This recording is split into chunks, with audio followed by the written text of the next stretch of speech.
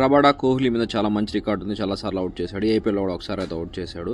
ఇక్కడ చూసుకుంటే top wicket టేకర్స్గా Bhubaneswar Kumar అయితే ఉన్నాడు. తర్వాత వచ్చేసి బ్యాటింగ్ నుంచి చూసుకుంటే టాప్ 1-2లో వచ్చేసి జీటీ నుంచి ప్లేయర్స్ అయితే ఉన్నారు. ఈ మ్యాచ్ గెలిచి ప్లేఆఫ్స్ నుంచి ఫైనల్కి వెళ్ళాలని రెండు టీములు కూడా చాలా ఆతృతగా ఉంటాయి. ముఖ్యంగా చూసుకుంటే ఆర్సీబీ లాస్ట్ ఇయర్ కప్పు కొట్టింది. సేమ్ ఇదే విధంగా ఫస్ట్ మ్యాచ్లో గెలిచి తర్వాత ఫైనల్ గెలిచి. సో ఇక్కడ చూసుకుంటే ఎవరైనా కానీ ఇక్కడ ఫస్ట్ మ్యాచ్ గెలిచిన వాళ్ళే కప్పు ఎక్కువసార్లు కొట్టారు. ఇక్కడ చాలాసార్లు వచ్చేసి 80% వరకు అయితే క్వాలిఫైర్ 1లో ఎవరైతే గెలుస్తారో వాళ్ళే కప్పు అయితే కొట్టారు. ఇక్కడ చూసుకుంటే ఐపీఎల్లో భాగంగా ప్లే ఆఫ్స్ అయితే ఈ రోజు నుంచి స్టార్ట్ అవుతాయి. ఫస్ట్ మ్యాచ్ వచ్చేసి ఆర్సీబీ వర్సెస్ జీటీ. వెన్యూ వచ్చేసి ధర్మశాల. ఈ ధర్మశాల పిచ్ వచ్చేసి బ్యాటింగ్ చాలా అనుకూలంగా ఉంటుంది. ముఖ్యంగా వచ్చేసి ఫాస్ట్ బౌలర్స్కి అయితే చాలా యూస్ఫుల్గా ఉంటుంది. స్పిన్నర్లు కొంచెం తక్కువ అడ్వాంటేజ్ ఉండడం. ఇక్కడ చూసుకుంటే ఫస్ట్ బ్యాటింగ్ ఆడే టీమే ఎక్కువసార్లు గెలిచే ఛాన్స్ అయితే ఉంది. స్కోర్ను కూడా డిఫెండ్ చేసుకోవచ్చు. కానీ ఇక్కడ ఎవరైనా టాస్ గెలిచి ఆల్మోస్ట్ ఫీల్డింగే తీసుకుంటారు. సో ఇక్కడ చూడాలి ఎలా చేస్తారనేది. ముఖ్యంగా చూసుకుంటే ఇప్పుడు ఈ మ్యాచ్ని ఎలా చూడొచ్చు అంటే ఆర్సీబీ బ్యాటింగ్కి జీటీ బౌలింగ్కి మ్యాచ్ అనలాగా చూడొచ్చు. ఎందుకంటే జీటీ బౌలర్ చాలా అద్భుతంగా అయితే ఈ మొత్తం సీజన్ ఆడుతున్నారు. ముఖ్యంగా వాళ్ళ ఫేస్ బౌలర్ అయినటువంటి రబాడా, సిరా, తర్వాత Prasidh Krishna, even veteran spinner అయినటువంటి రషీద్ ఖాన్ చాలా మంచిగా అయితే ఆడుతున్నారు. ఇక్కడ చూసుకుంటే ఆర్సీబీ నుంచి top order batsmen, middle order చాలా మంచిగా ఆడుతున్నారు.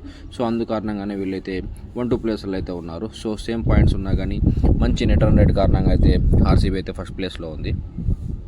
సో ఇక్కడ విరాట్ కోహ్లీ అయితే చాలా వరకు ప్లే ఆఫ్స్లో సరిగా ఆడాడు. అతని యావరేజ్ కూడా చాలా తక్కువ ఉంటుంది, 26-27 ఉంటుంది. సో విరాట్ కోహ్లీ ఫెయిల్ అయినా కానీ వాళ్ళకి ఏమి ఇబ్బంది పడదు. ముఖ్యంగా చాలా మంచిగా వెంకటేష్ అయ్యర్ అయితే లాస్ట్ మ్యాచ్ ఆడాడు. సో ఇక్కడ చూసుకుంటే ఆర్సీబీకి ప్రతి ఒక్కరైతే కాంట్రిబ్యూట్ చేయాలి. లాస్ట్ మ్యాచ్లో 256 స్కోర్ చేయడానికి చాలా కష్టపడ్డారు. అక్కడ చూసుకుంటే వాళ్ళ క్యాల్కులేషన్స్ ప్రకారం అయితే అలా ఆడాల్సి వచ్చింది. కానీ ఇక్కడ వచ్చేసి 250+ అలాంటి స్కోర్ అయ్యే ఛాన్స్ ఉండదు. ఎందుకంటే వీళ్ళ బౌలింగ్ బాగుంది. తర్వాత వచ్చేసి జీటీ నుంచి చూసుకుంటే ఓన్లీ 3 బ్యాట్స్మెన్సే. వాళ్ళు ముగ్గురిని అవుట్ చేయగలిగారు అనుకోండి, ఈజీగా ఉంటుంది మ్యాచ్. ముఖ్యంగా గిల్, తర్వాత సాయి సుదర్శన్, వన్డౌన్లో వచ్చేటువంటి బట్లర్, ఈ ముగ్గురిని ఎంత తొందరగా అవుట్ చేస్తే అంత తొందరగా ఆర్సీబీకి మ్యాచ్ అయితే చేదలేక వస్తుంది. కానీ వీళ్ళని అవుట్ చేయలేదనుకోండి ఖచ్చితంగా మ్యాచ్ కూడా పోయే ఛాన్స్ అయితే ఉంది.